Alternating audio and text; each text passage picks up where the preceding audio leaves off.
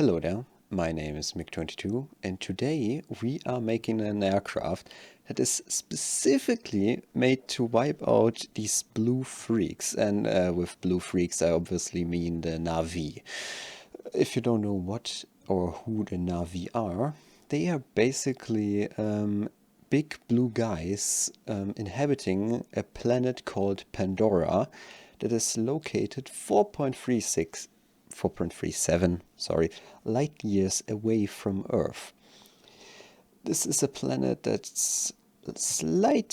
has a slightly lighter gravitational pull than Earth, but a 20% denser atmosphere than Earth's atmosphere. So we'll have to consider that. Also, you might be asking, why are we trying to wipe out these blue aliens? If you have watched the film Avatar, you know I stand on the side of the humans in this case because I don't know. I just think that the humans acted in a very, very, very, very dumb way when trying to kill them. Because the only thing that they had to do was basically fly up in the air, like, what, 400 meters, and their longbows wouldn't have hit their craft anymore. Just fly up there, drop some napalm on them, and good is. Because I don't think that there is a Geneva Convention in space, or at least in this part of space. Yeah, the gravitational pull is 0.8, if you know that. So, in the end, we went with a supersonic aircraft because I thought it would be useful to utilize the sonic boom as a weapon. You know, like scare the shit out of everything that's on this planet or in a region by flying past them with Mach 1. To achieve supersonic flight, I gave this aircraft 3 engines. I have to admit, it looks very cursed, very weird, and I don't know if I like it. Like, yes, it gives slightly better performance to the aircraft, but maintenance would be so much worse with 3 engines instead of 2. Like with 2 you can just pop them out of the bottom, but with 3 you always have this third engine on top, or because as you can see here, the third engine is stacked on top. You may say now you could have put the engine like in the middle between those two, and you would be right. But I wanted to keep this aircraft little bit smaller, because having a small aircraft means you can take off from a smaller runway. Also, I wanted this aircraft to take off from dirt runways, so we have the protected intakes. Like, they're slightly behind the leading edge of the vortice generators on the wings. Like, these are these parts of the wing that stick out a little bit into the front.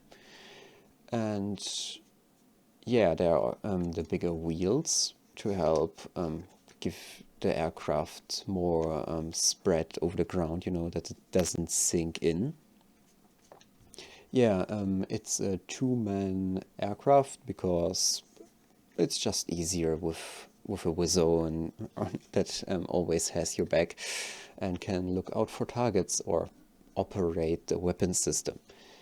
Because this aircraft would probably be carrying, like, yes, you could drop bombs alone, but locating targets would be hard, especially considering like all these weird EMP-like things on Pandora.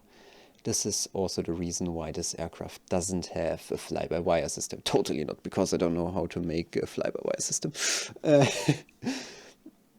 Yeah, so basically he just sits back there, helps navigating. I should have included maybe a little space where you can put paper maps, because, as I said, on a planet that like loves to disrupt electronic signals, it's preferable to have a map with you. Also, again, we have the little targeting pod on the like below the nose. Yes, I know it's an IRST pod. I still don't care. It still looks like a targeting pod to me. And I still can't convince myself to look up what an IRST pod even is. Also, this aircraft does not have any chaff or flare, because you don't need to chaff or flare a longbow. Yeah. This aircraft would be operated by the RDA, the Research Development. I am not going to try to recount from memory what it does. I'll show it on screen at that point. They basically try to get this material called unobtainium from Pandora, at least in the first movie. In the second movie, they're trying to like hunt whales and get the stuff, some weird stuff out of them. Still, in both cases, a proper aircraft would be crucial. Like not only these double propeller VTOL things, the Scorpions. I'm sure that anyone that has seen Avatar knows what they are, but I will show a picture of them. They are like the main air transport, as I understood it, in the Avatar universe, like in atmosphere, other than their ships, like the spaceships. But the spaceships, they aren't made for combat, and they're really large, so they're an easy target.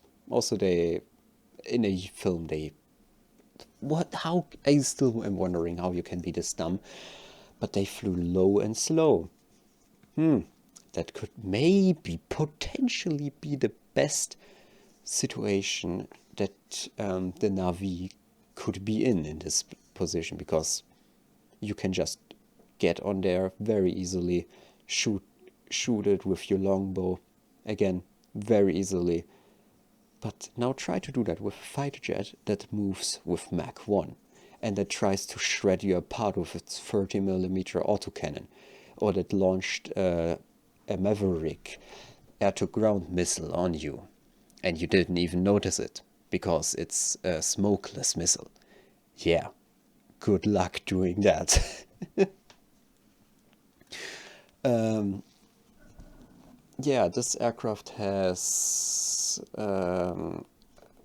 on both sides, 3 hardpoints on both sides below the wings, and 2 on the wingtips. I still don't know why I put some on the wingtips. You'd probably only mount something like drop tanks there, because IRL you would mount air-to-air missiles there. Obviously, you don't really need them.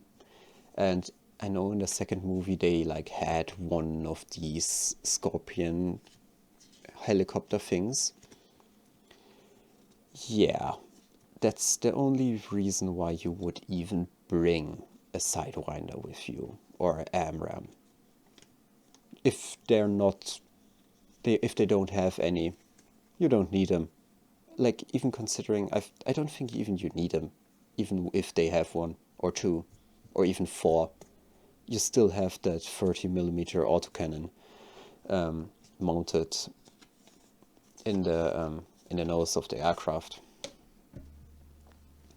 Yeah, with all of that being said, we are going to cut to the other instance of Mick, where he tries and flies this aircraft and tells us a little bit about its performance. I actually was surprised how good it performs, because I just thought it would be like a brick like the F4 Phantom. But it's not. I can spoil you so much. It's not. And with all of that finally being said, we were ready to fly. Here we are with this. I don't want to call it beautiful. with this aircraft. Let's just take off. Let's not talk around long, full throttle, and then just rip the stick back and get off the ground. That's what I meant with like short takeoff. Runway optional. Will fuck you up regardless. This is the gun. It's located right there. Yeah, it's pretty maneuverable, decently fast. More maneuverable than I thought it would be because I was designing, or I wanted to design something like the way of a tornado or an F4. Well, but it kinda is an F5 now. Like for the non-aviation nerds that I doubt are watching these videos. Um, an F5 is a smaller aircraft. The F4 is a pretty big aircraft, mainly known for its use in the Vietnam War. Yeah, and it actually did like the exact role that I tried to assign this thing. But it was a brick, and the first versions didn't have, or some versions didn't have a gun, so they couldn't really like dogfight, but the missiles were just shit, so they had real big issues. Yeah, this is the cockpit. It's just a generic cockpit. It's pretty fine, in my opinion.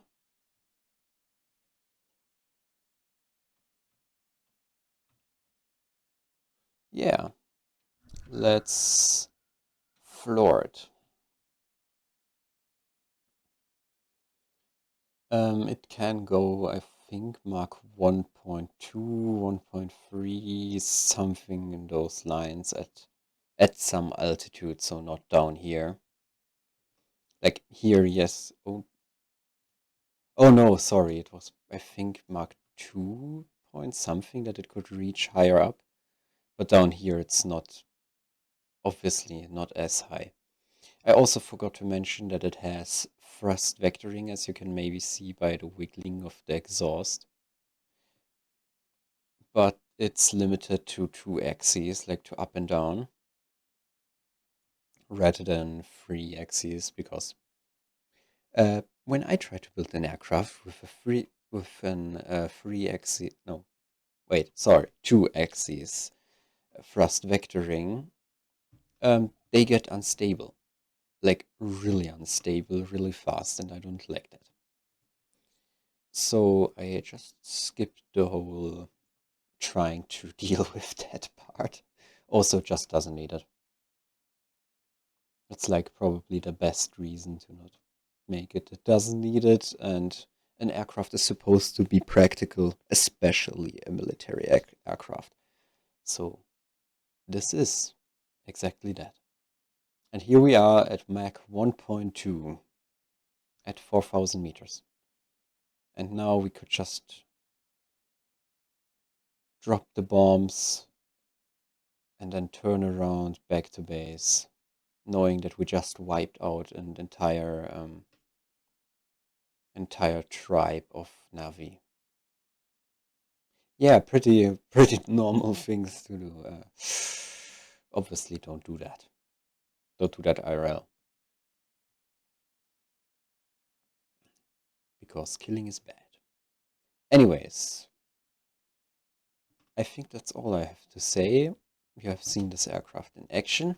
Yes, it has a slight wobble on the roll axis, but it just takes a very, very long time adjusting that and making it perfect. So I think having it be like slightly like this is totally fine.